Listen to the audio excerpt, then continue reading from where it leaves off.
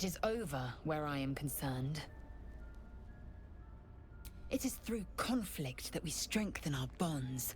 Yet I do not recommend Shadowheart seek it again. The next resolution may not end in her favor.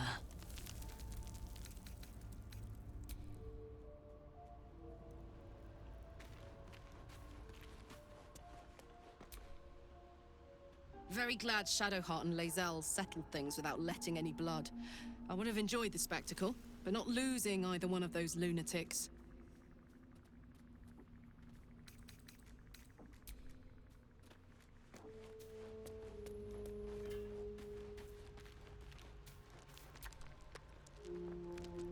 I don't think there'll be any more trouble between Lae'zel and I, if you were wondering.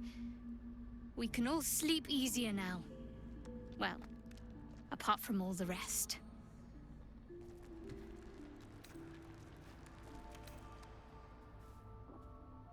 Relax. We'll kiss and make up on our own time. Someone prodding at a newly opened wound doesn't help matters.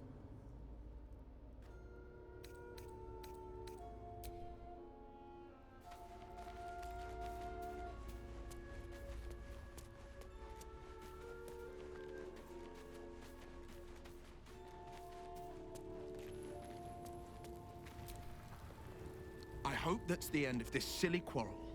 They'll have no energy for battling our enemies if Lae'zel and Shadowheart are too busy squabbling among themselves.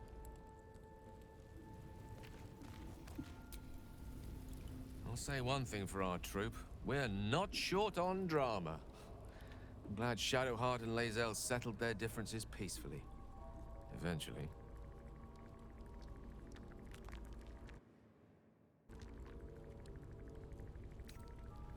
Ah, yes. Karsus. Karsus was perhaps the most powerful wizard that ever lived. The child who would be a god, the elves called him. And he tried. With a spell of his own devising, he endeavored to usurp in one fell swoop the power of the goddess of magic. Mistral, she was called then. Imagine what it must have felt like. To be a god. To know yourself, to be untouchable. To be mistaken. As Karsus aimed his spell at her, she began to unravel, and with her, the entire weave. Too late did he realize what he had unleashed. It would have been the end of everything had not Mistral sacrificed herself. The goddess of magic is all magic. By dying, the entire weave was lost, and the spell that challenged a god failed. It was the end of Mistral. The end of Karsus and the end of an entire civilization. As the child who would be a god was turned to stone, his empire came crashing down around him. The floating cities of Netheril were no more. An event that came to be known as Karsus's folly.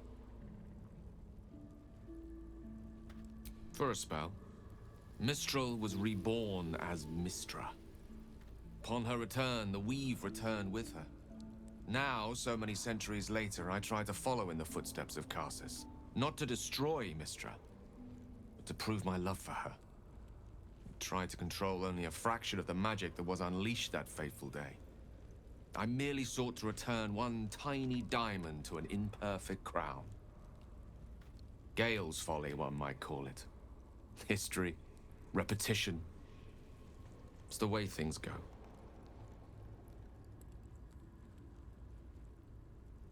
Think of it as vampirism. You need blood to sustain yourself. I need magic. It has become my sustenance. Without it, well, I hardly need to tell you. If it should ever come to that, if I ever know I am no longer able to stop it, I will do anything I can to ensure no one but me pays for my mistakes. I will find the remotest place on the surface of Faerun, or perhaps far below in the depths of the Underdark. I will await that death, alone. I promise I will not betray your trust.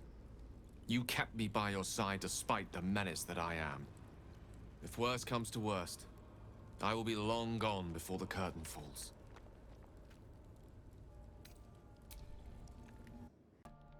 I studied one up close. Closer than most would care to be to those things. A drow attacked me and I defended myself. Afterwards, I was able to examine the tadpole that emerged. Hideous, but fascinating. Like nothing else in nature, I'm glad to say.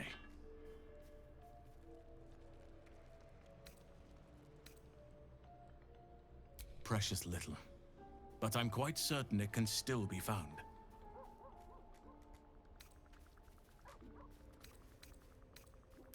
Wonderfully. If I'm honest, the grove was too comfortable for my tastes.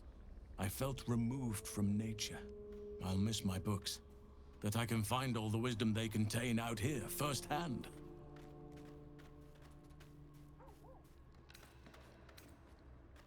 Is that so? Well, nature does abhor waste. I will keep watch, thank you. I had a feeling time in your company would prove fruitful.